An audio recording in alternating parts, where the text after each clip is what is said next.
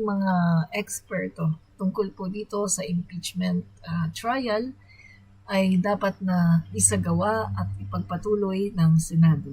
Kahit ano pa man, yung kanilang mga pagdidelay, mga taktika na para ma-delay nila itong trial, no, sa impeachment ni VP Sara Duterte. Mga kaibigan, ito po ay malinaw na paglabag sa batas at hindi po nila ginagawa ang kanilang mandato sa Constitution po ng Pilipinas. Ang impeachment, mga kaibigan, ay nasa Constitution po natin. Ito po ay legal na prosesong politikal at hindi po ito pure na politika dahil ito po, mga kaibigan, nakita naman na ito po ay may kinalaman sa accountability ng isang opisyalis, mataas na opisyalis ng bansa. Bakit po kailangan ng impeachment trial? Kasi po, mga kaibigan, kung mapapansin ninyo, yung mga government official na merong mas mababang posisyon, pwede silang tanggalin. Diba?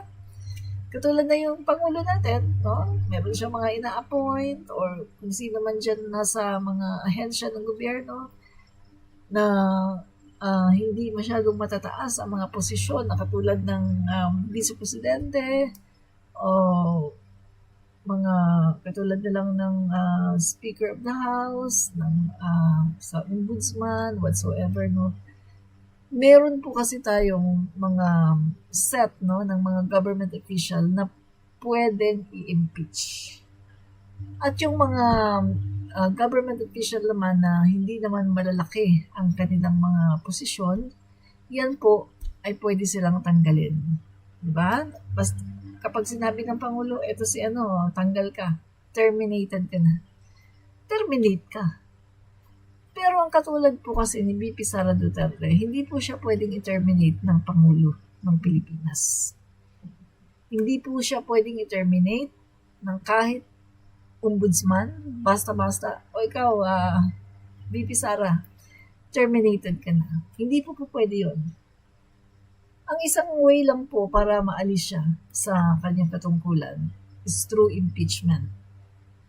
So, kailangan po mag-undergo si VP Sara ng impeachment para ipagtanggol po niya ang sarili niya.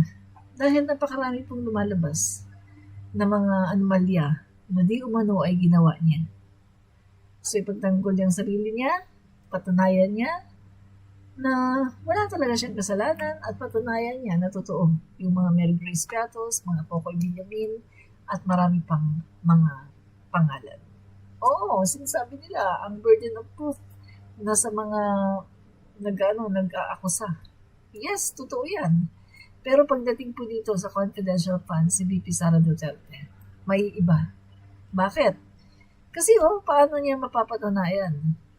Na kaibigan, sasabihin ng prosecution, ito si Mary Grace Piatos, ito si Pocoy Villamin, marami pang iba. Ang sabi ng PSA, wala daw itong record of death, walang Senomar, walang live birth certificate, etc. Wala. Ibig sabihin, hindi siya totoong tao. So, doon po ang pasok ang burden of proof dito sa kampo ni VP Sara Duterte. Kailangan nilang patunayan na itong mga taong ito na inilagay nila as beneficiaries of confidential funds ay talagang tunay na tao at hindi gawa-gawa lamang. So, dyan po pumapasok na sila po yung nagkakaroon ng burden of proof. Na sila po ang magpapatunay na mali ang inaakusa sa kanila. Yan po yan. At dito, mga kaibigan, kailangan po ng taong bayan na malaman ang lahat, katulad na lang ng pagsisinungaling ng OBP tungkol doon sa seminar, youth summit na ginawa, na nagbayad daw sila di umano ng milyon-milyon dito sa Armed Forces of the Philippines para dito sa Youth Summit na marami daw mga pinakain. I think 3,000 ba na mga bata. Pagkatapos bigla lumabas sa investigasyon, mga kaibigan, ayon mismo sa mga personnel ng AFP na hindi sila nakareceive ng kahit isang kusing from the office of the Vice President. At ginamit pa yung certification nila para sabihin na merong accomplishments ang Office of the Vice President. So itong mga to ay malinaw na panluloko sa taong bayan. Malinaw na merong panluloko dito. Bakit mo gagamitin yung certification na yun para i-justify na talagang ito, gumawa kayo ng programa kaya naubos yung milyones dahil dyan? Well, in fact, ang totoo naman pala, wala naman palang na-receive ang Armed Forces of the Philippines kahit 5. O, di ba malaking yan? Malaking panbubudol yan at panluloko sa taong bayan. So, kailangan natin malaman, mga kaibigan, as an ordinary Filipino citizen here in the Philippines, kailangan nating malaman. Huwag tayong gawing tanga, gawing bobo ng Vice Presidente. Nabaw lang tayo ng baw sa kanilang mga panloloko. Kailangan malaman natin ito, anong ginawa nila sa confidential funds na yan. Maraming mga tao nagugutom, naghihirap. Siya mismo nagsasabi, marami daw ngayon nagugutom. Siya mismo nagsasabi, ang problema ngayon, maraming nagugutom.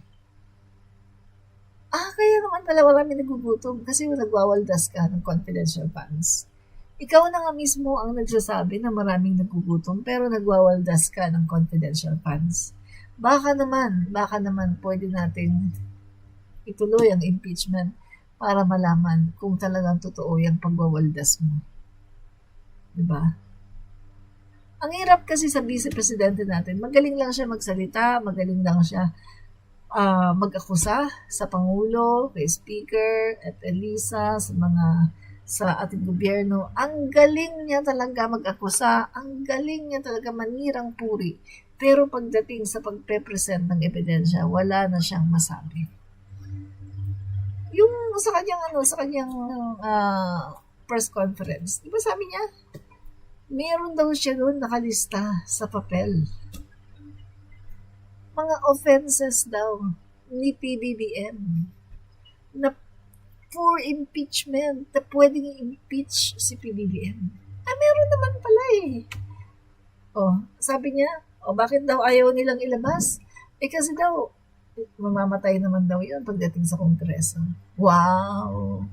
Ang sabihin mo, wala talaga kayong proof.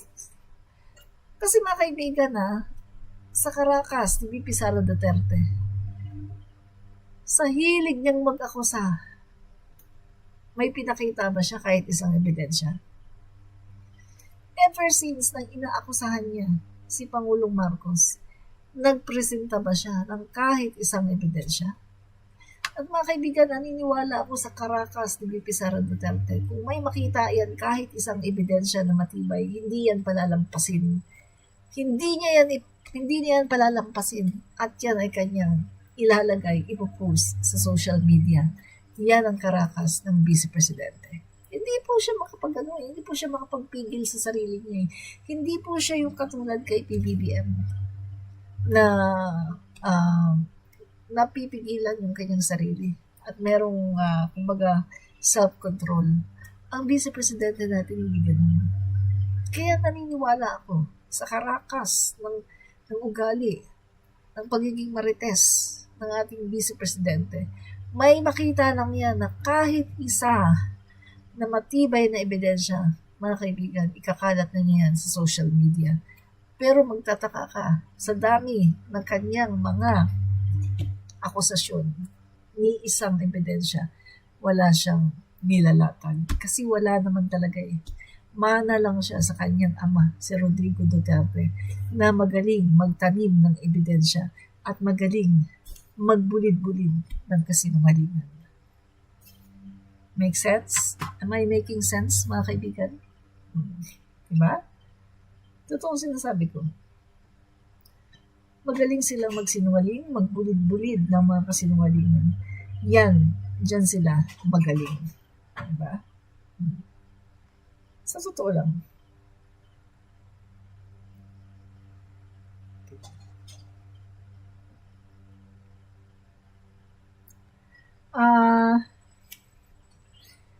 Amer Rizul, tapos na Ang teleserye yung nabangan ko, tinapos ng direktor.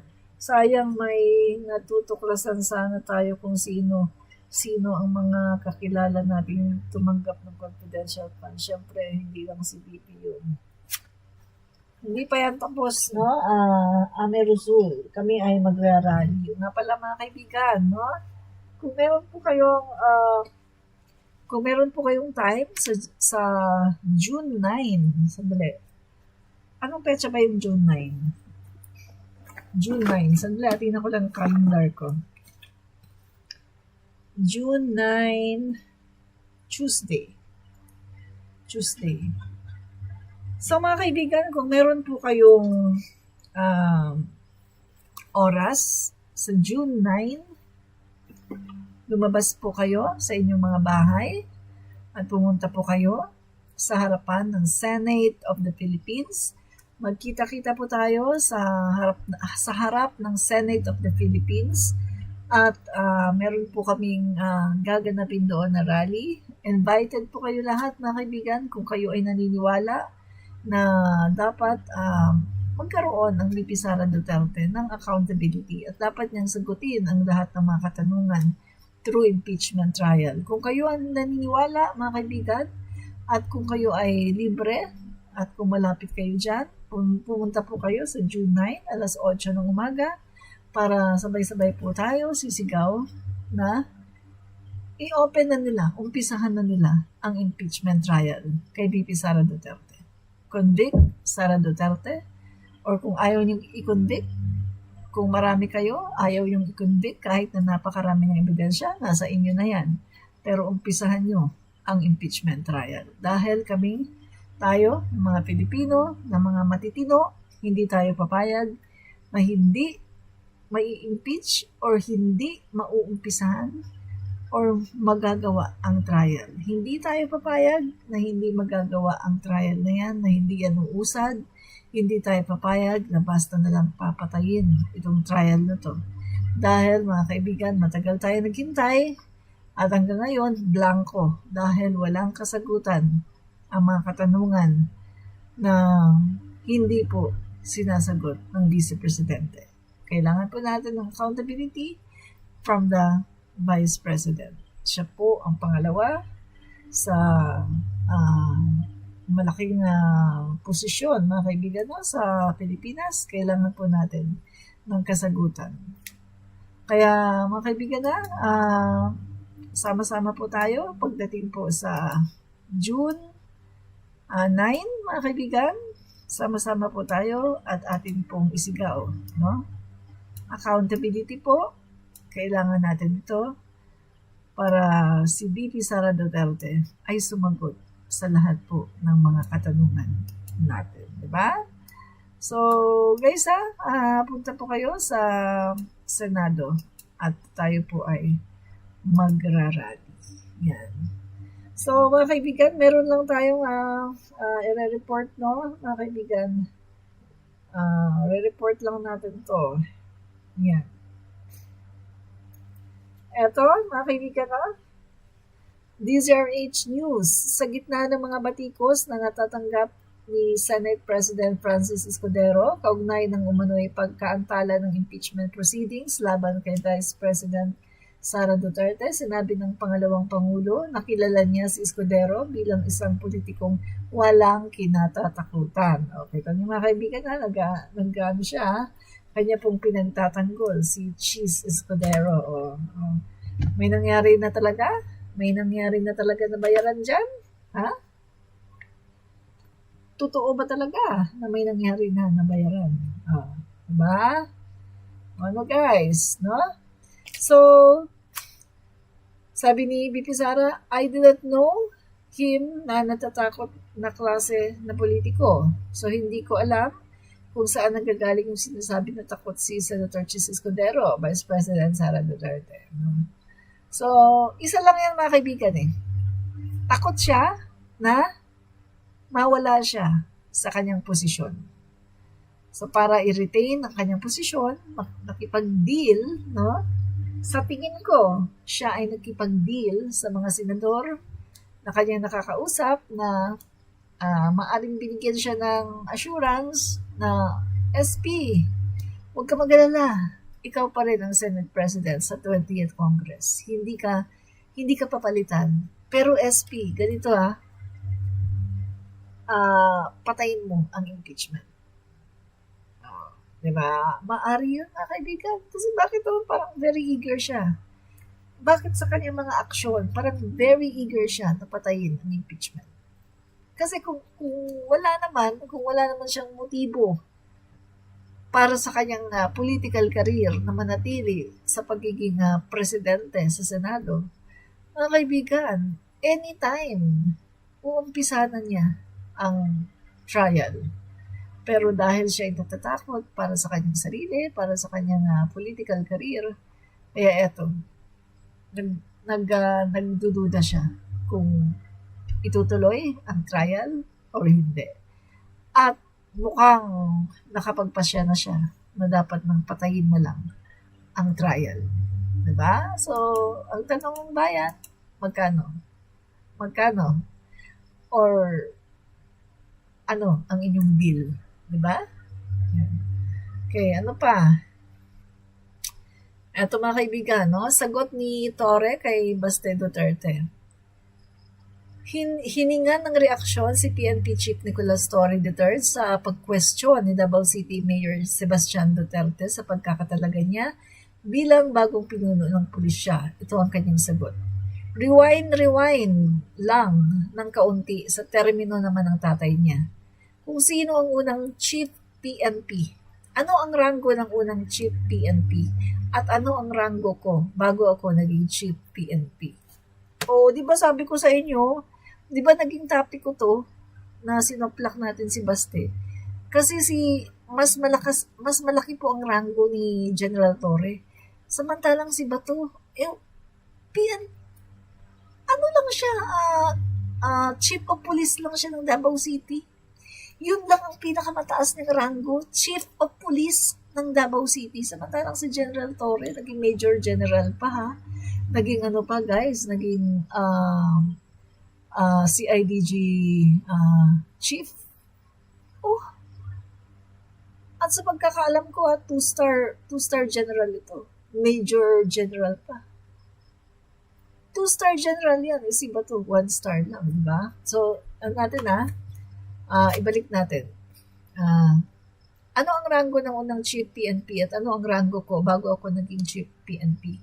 It goes back to him. Seriously speaking, it goes back to him. The first Chief PNP of his father is a one-star. O, tama nga sabi ko, one-star na naging automatic four-star. Grabe, no? Palakasan talaga sa panahon ni Duterte. Did he question that? Napahiya na naman si Baste. Palagi napahiya. Bobo kasi, hindi nag-iisip Bago sana magsalita, mag-isip-isip muna, tumingin muna sa salamin. Yan talaga mga kaibigan, ang sakit ng mga Duterte. Yung kanilang pagiging bobo. No? Yung bang sila yung mahilig na magsalita, sila yung mahilig mag-complain, tapos bumabalik naman sa kanila lahat ng kanilang mga sinasabi dahil sa kanilang kabubuhan. Grabe. Rewind ng konti. Hindi na sopla katuloy ni General Torre. Buti nga sa yung paste. No? Yan. Yan kasi. Ito. Mga kaibigan, no? Quote. Bago tayo mag-wrap up muna tayo bago yung quote natin na maganda, no? Mag-wrap up muna tayo. So mga kaibigan, no, wrap up muna tayo bago natin sabihin yung ating quote ngayong araw na to. Mga kaibigan, no? Dito po sa pagtatry ng Senado na patayin itong impeachment, hindi po papayag ang sambayan ng Pilipino. At ito, sinisiguro ko sa inyo, lalabas ang taong bayan sa kalye para mag-demand ng accountability kay VP Sara Duterte at sa mga senador na gampanan ang kanilang gawain na naayon sa konstitusyon ng Pilipinas. Hindi tayo papayag na basta-basta na lang na mabaliwala ang lahat ng mabibigat na mga ebidensya na lumabas sa hearing sa Kongreso. Hindi tayo papayag ng taxes ng taong bayan na ang pera natin, pera ng bayan ay basta-basta na lang na nabaliwala. Mga kaibigan, nag-suffer ang maraming mga programa ng OBP, ng DepEd. Nag-suffer ang mga teachers, ang mga learners, nag-suffer dahil dito sa pangyayaring ito. Mga kaibigan, ibalik nila ang pera natin. We demand for accountability. Kailangan sumagot si VP Sara Duterte. Sa ayaw niya o sa gusto, kailangan niyang sumagot. So, mga taong bayan, patuloy ang ating pagrarally.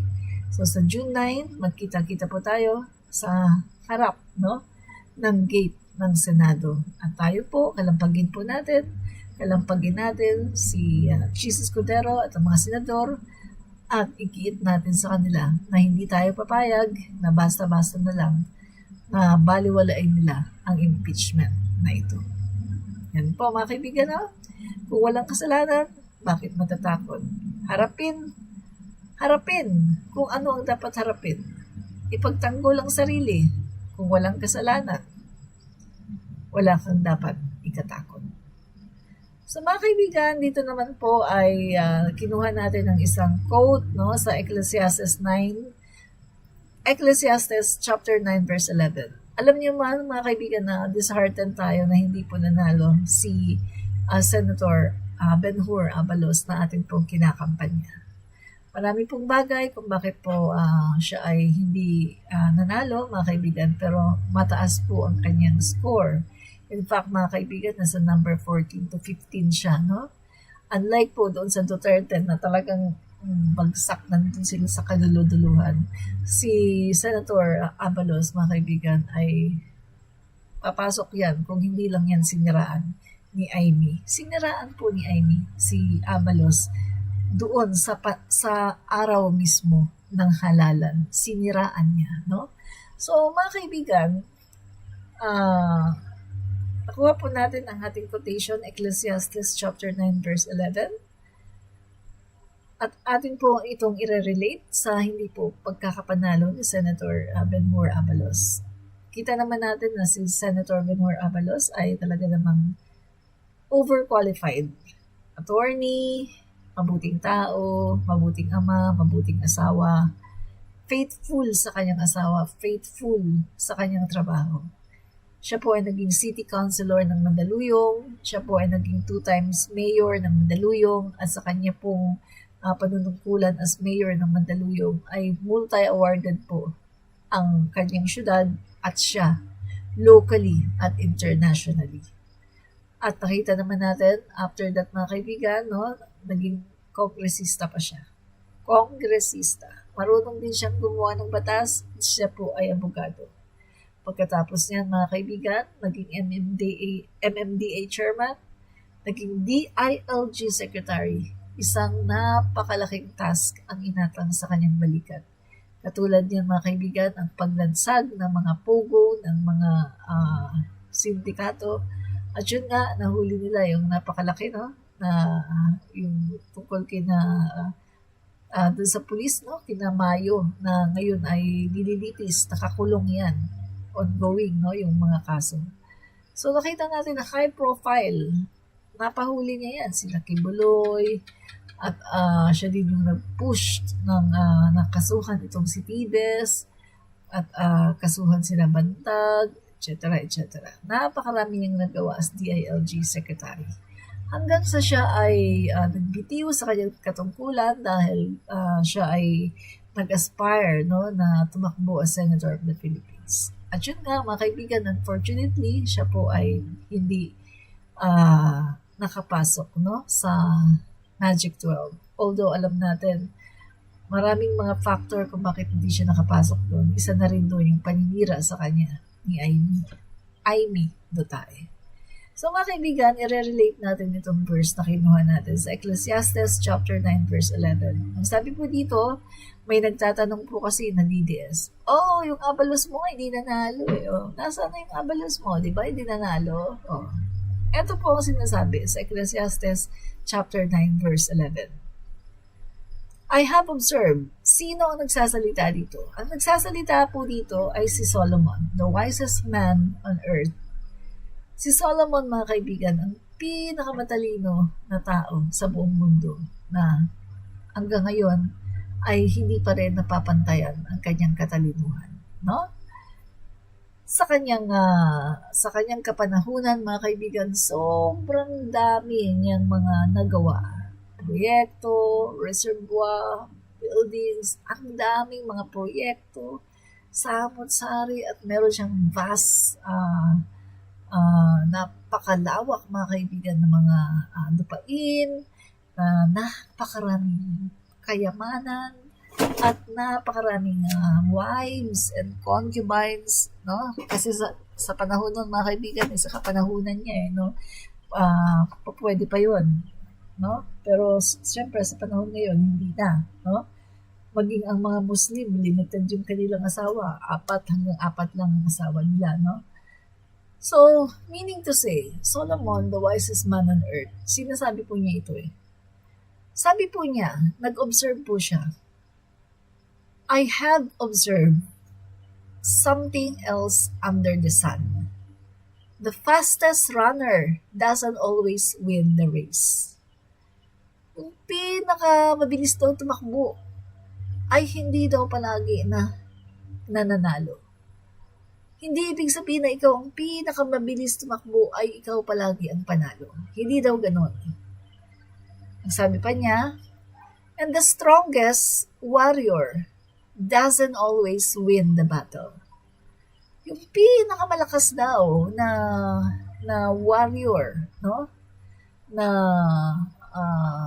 yung mandirigma, pinakamalakas na mandirigma, ay hindi daw palaging nananalo. Or, hindi ibig sabihin na ikaw ang pinakamalakas na mandirigma ay ikaw na ang palaging mananalo. Hindi daw ganun. At sabi pa niya, the wise sometimes go hungry. No? Yung mga matatalino. Ang talino mo, pero yan o nagugutom ka. Diba? The skillful are not necessarily wealthy. At yung maraming alam, maraming skills, ay hindi ibig sabihin na marami kang skills, hindi ibig sabihin na ikaw ay punong-puno ng skills, mayaman ka or yayaman ka. Remember mga kaibigan, ako sa aking kapanahunan nung nag-aaral ako, naalala ko, yung aming cum laude. Nasaan siya? Although maganda yung trabaho niya, call center, malakas sweldo, promoted, matalino eh. Pero, yung nilalait ng karamihan, nilalait siya dahil siya ay kulang sa talino. Pero mga kaibigan, napaka-successful. Magkakape sa Dubai, maya-maya, nandun sa Singapore, kakain lang ng lunch, maya-maya, naburyong, punta lang ng London, magsha-shopping, tapos, medyo nainip, pupunta ng Amerika, magsisiesta lang. Yun bang tipong kayang gawin kahit ano? Mabibili kahit ano. Pero wala siyang ganito. During the time na nag-aaral kami, pinabaliwala siya kasi wala siyang ganito. Pero ngayon, mga kaibigan, isa siya sa pinakamayaman ng aming klase. Samantalang yung aming cum laude, call center. O, hindi natin nilalait ang call center. Mahirap na trabaho yan. Nag-call center din ako eh. Ang hirap na trabaho yan. At saka palagi kang puyat. Palagi mong kausap sa telephone mga nagmumura na mga Amerikano. Kasi galit na galit dun sa mga billing nila. Pagkatapos, kapag hindi na gawa yung kanilang mga hinihiling doon sa AT&T kasi ko yun. Magagalit sila. Ang dami nang sinabi sa'yo. Absorb mo lang lahat yun. Hindi ka pwedeng magalit. Kasi customers always right daw. Diba? So meaning to say, mga kaibigan, totoo ito eh. Itong verse na to eh. No? Totoo po ito. Ang sabi pa dito, and those who are educated don't always lead successful lives. O diba? Sabi ko sa inyo eh. Classmate ko, cum laude, yung isa naming classmate na halos binubuli-buli dahil walang ganito. Sino ang mas successful? Yung classmate namin na binubuli kasi walang ganito. Diba? Ano pa? It is all decided by chance, by being in the right place at the right time. So ulitin natin I have observed something else under the sun. The fastest runner doesn't always win the race. The strongest warrior doesn't always win the battle. The wise sometimes go hungry, and the skillful are not necessarily wealthy, and those who are educated don't always lead successful lives. It is all decided by chance, by being in the right place at the right time. Minsan mga kaibigan, it's destiny. If you're destined to be President of the Philippines, kahit wala kang ganyan. Tulad na lang ni Duterte, puro 75, palakol. Pero naging presidente ng Pilipinas. In the right time, in the right place. By chance. Destiny. Diba? Kaya yung nagtatanong sa akin, ba't yung Abalos mo hindi nanalo? Ito ang kasagutan. Overqualified siya. Napakagaling niya, napakatalino. Napaka-loyal na asawa. Napaka-loyal sa pamilya. Magaling. Mabuting tao. Guys, ilang beses na namin nakausap si Secretary Abalos. Nakita namin, pati yung ng pamilya niya, yung anak niya. Nakita namin kung paano siya magpalaki ng anak niya. Yung anak niya, city councilor, pero napaka bait, namumupo. Makita mong may breeding. Good breeding. No? Parang mga anak din, may PBBM. So yan mga kaibigan. Although si Secretary Abalos, he possessed everything na isang politician na talagang role model na hahanapin mo, pero hindi siya nanalo. Kasi nga mga kaibigan, kailangan din yan ng right timing, right time, right place, at a little luck. Kahit yung iba sinasabi sa mga Kristiyano, hindi kami naniniwala sa swerte, hindi kami naniniwala sa Pero, aminin man natin na hindi. Paminsan-minsan, kailangan natin ng konti luck. Diba? Or let's say, blessings. At importante, timing. Tamang lugar. Kasi ang napansin ko lang kay Secretary Abalos, hindi niya tinapos yung DILG. Yung pagiging DILG secretary niya, hindi niya tinapos. Sana ang ginawa nilang muna niya. Tinapos niya yung pagiging DILG secretary. Pagkatapos, habang nandun siya sa pagiging DILG secretary niya, makikita na yan ng lahat ng mga tao. Luzon, Visayas, Mindanao, makikita kung paano siya magtrabaho. At ito, magdadala sa kanya yan sa tugatog ng tagumpay kapag siya ay tumakbo na senador pagdating ng tamang oras. So, yun ang nakikita ko kung bakit hindi siya nanalo. Dahil hindi tama yung timing, yung panahon. No? So, ulitin natin, no? Napakagandang verse, Ecclesiastes chapter 9, verse 11, NLT, New Living Translation. I have observed something else under the sun. The fastest runner doesn't always win the race. The strongest warrior doesn't always win the battle. The wise sometimes go hungry, and the skillful are not necessarily wealthy. And those who are educated don't always lead successful lives. It is all decided by chance, by being in the right place at the right time. Ecclesiastes chapter 9, verse 11. So mga kaibigan, totoo talaga yan. Totoo talaga ito, no? Mga kaibigan. So, dyan po natin tinatapos ang ating live, mga kababayan, no? So, maraming pong salamat sa mga nanood. Ito po muli si Admin Rich, Commentarista, Fight Fake News,